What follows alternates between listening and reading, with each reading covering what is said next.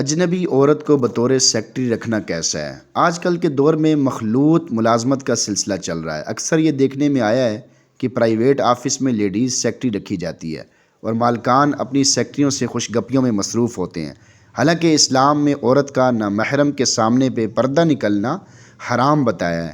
برائے مہربانی تحریر فرمائیں کہ اس مسئلے کے متعلق شریعت کیا حکم دیتی ہے، اللہ اور اس کے رسول کا حکم کیا ہے۔ حکم ظاہر ہے کہ اجنبی عورت سے خلوت کرنا یعنی تنہائی اختیار کرنا، اکیلے ہونا اور اس سے خوشگپیوں میں مشغول ہونا شرعاً حرام ہے۔ اس لیے عورت سیکٹری رکھنا جائز نہیں، چاہے جو بات بھی ہو، جو مجبوری بھی ہو، کچھ بھی ہو، کسی بھی صورت میں عورت کو سیکٹری رکھنا جائز نہیں، کیونکہ اجنبی عورت سے خلوت جائز نہیں۔ اسلام کو سب سے آگے رکھنا ہے، ایمان کی حفاظت یہ سب سے زیادہ مقدم ہے، اس کے بعد کوئی کام ہے، ورنہ ایمان دجال نکال کے لے جائے گا۔